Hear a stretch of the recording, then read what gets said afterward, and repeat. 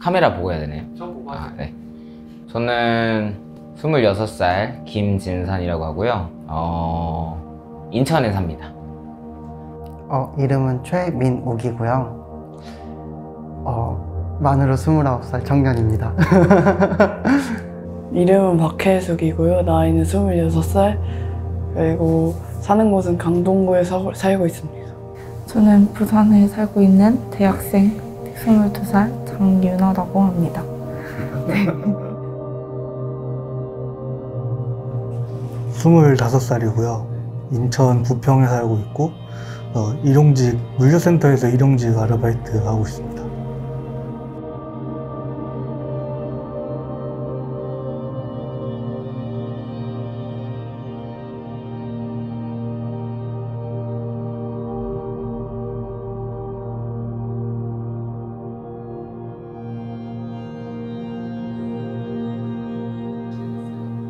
일단은 물류직이라는 게 구하기가 제일 쉽고, 아르바이트 구직 사이트만 봐도 이제 제일 많이 나오는 게 그거잖아요. 업무 자체가 그렇게 어렵진 않아서 그렇게 시작을 하게 됐던 것 같아요. 알바를 구해야 되는데 알바가 정말 보이지 않는 거예요. 딱 그때가 코로나 터진 그 시기였거든요. 알바는 보이지 않고 알바는 해야 되겠고, 찾다 보니 물류센터가 있길래 호기심에 신청을 했는데 다음날 출근하라 해서 그렇게 출근하게 됐어요. 저는 그 허브에서 일했는데요. 허브에서 보통 여자들을 시키는 거는 물건이 오면 짜잘한 물건이 이제 토트라는 박스에 오는데 그 박스에 번호를 보고서 박스가 있는 곳에 이렇게 넣어주는 그런 거. 제가 고양시에 사는데 고양시 그 물류센터 큰 게 있거든요. 근데 가끔 셔틀이 지나가요. 배너가 붙어 있는 거예요. 지금 입사 신청 시 100만 원 인센티브 지급. 카드값도 쌓였는데 저걸 해야 되나 해서 하게 됐죠. 3개월. 네. 코로나 전후로 해서 이제 시작을 하게 됐는데, 예전에 경영 컨설턴트를 했는데 거기 있던 대표님이랑 임금 체불 문제가 있어서 그 대표님이 이제 떠나서 프리랜서 생활을 하다가 이제 그걸로는 좀 생활이 어려워져서 물류센터에 들어가게 됐죠. 맨 처음에는 뭐 같은 상하차부터 시작을 했지만 오래 할 수가 없어가지고. 이제 물류센터를 하게 되면 그러니까 무슨 일을 하도 어딘가는 아프게 돼 있어요. 상하차를 하면 허리가 아프고, 피킹을 하면 발이 아프고, 포장을 하면 또 손이 아프고 또 허리가 아파요. 그래서 물류직을 하면 어딘가는 아프게 돼 있는 것 같아요. 체력을 영끌이라고 하죠. 영끌까지 해야 끝나는 수준이었기 때문에 하루하고 하루 쉬고 아니면 하루하고 거의 한 3일 정도는 쉬고 해야 좀 지속 가능성이 없었어요. 일단 물류센터잖아요. 무거운 게 너무 많아서 힘들고요. 처음 오시는 분들대로 일을 잘 안 알려주고 눈치껏 해야 되는 그런 게 있어가지고 조금 힘든 부분이 있을 거고. 일단 제 생활이 너무 없었고요. 네. 아무것도 할 수가 없더라고요. 네. 밤에는 일 끝나고 나서 힘들어서 딴 거 못 하겠고, 일어나서는 이제 또 출근해야 되니까 정신적으로 지치죠. 네, 지치고. 근데 너무 많은 사람들이 같은 일을 하고 있는 거예요. 그래서 다 버틸 수 있는 거구나 라고 생각을 했죠. 네.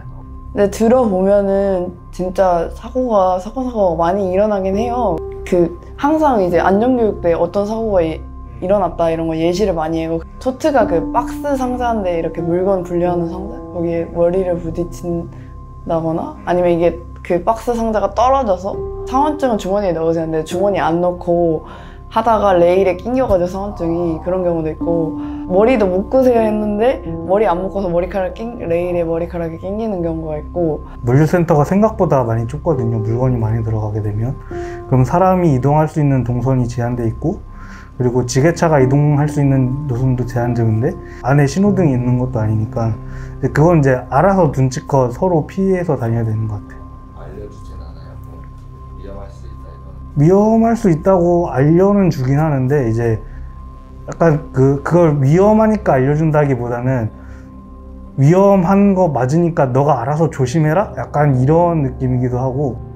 위험한 상황이 연출될 수밖에 없는 환경이에요. 물건을 이렇게 빨리빨리 나르고 또 관리자들이 빨리빨리 하라고 그러니까 사람들은 빨리빨리 뛰는데 지게차는 또 빨리빨리 날라야 되고 그러다가 사고가 확 나버린 거죠. 안전교육은 하지만은 의미가 없죠, 사실. 그냥 1시간 동안 이제 다 같이 모여놓고 앞에 큰 TV에다가 뭐 어떤 거 지게차 다니니까 조심하시고, 근데 정작 지게차 운전하시는 분이 조심을 안 해요.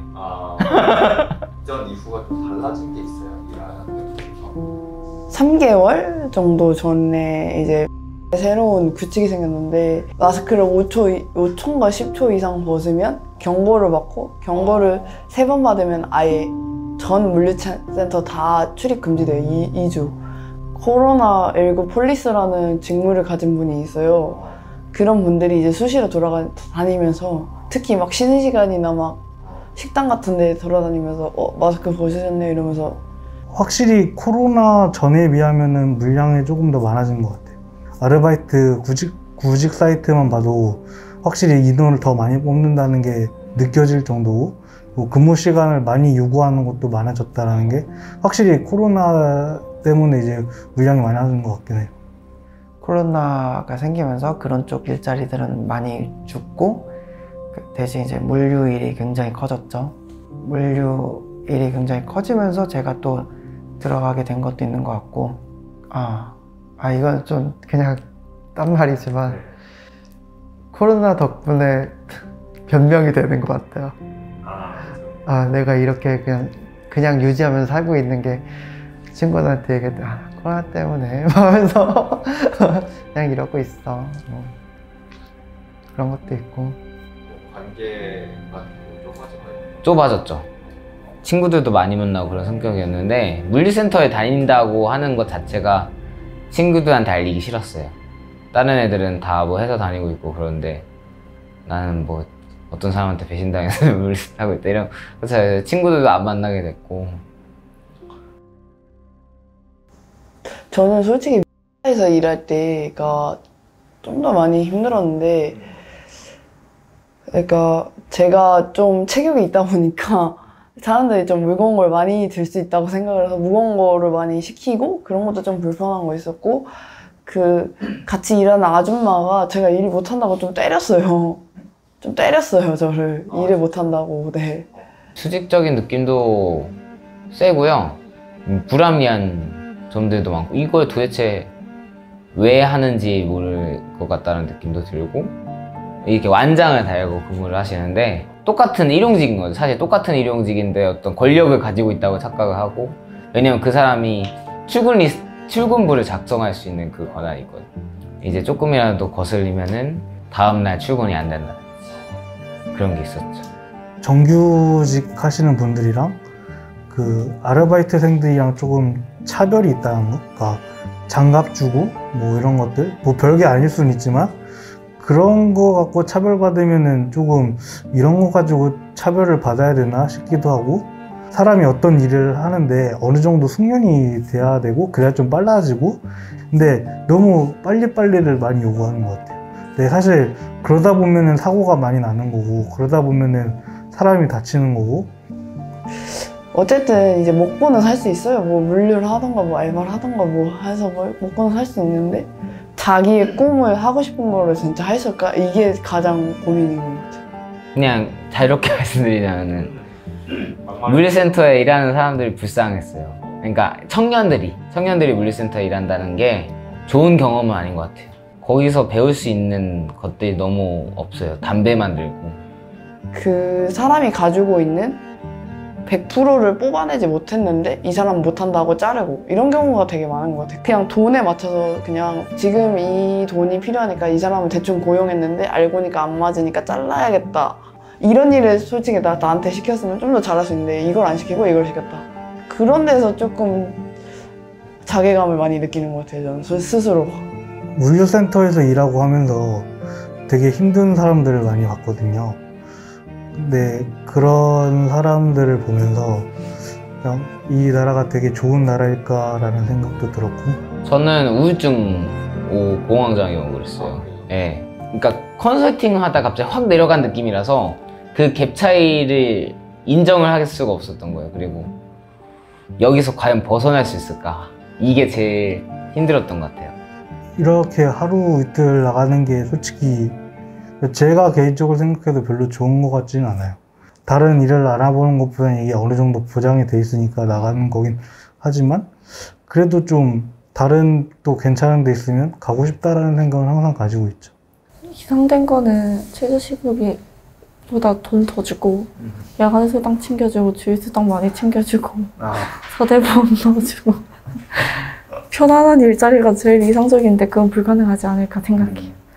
어떤 조건이 너무나 좋아도 사람이 별로면 일이 힘들 수도 있고 또 사람 너무 좋지만 조건이 별로면 힘들 수도 있고 그 생각하기 나름인 것 같아요. 일하는 사람이 생각하기 나름. 좋은 점이 있고 또 안 좋은 점이 있기 마련인데 그 안 좋은 점을 그냥 안 좋다 인식하고 한번 욕하고 말면 조금 낫더라고요. 물류센터에서 일하는 청년들을 보면 다 끼 있고 에너지 넘치고 그런 사람들인데 자세하게 들어가다 보면은 엄청나게 상상할 수 없을 정도로 암울한 일을 겪었던 친구들이 많았어요. 꿋꿋하게 용기를 내서 거기서 일하는 모습, 심지어 장애인분들도 거기서 일하시고 계시거든요.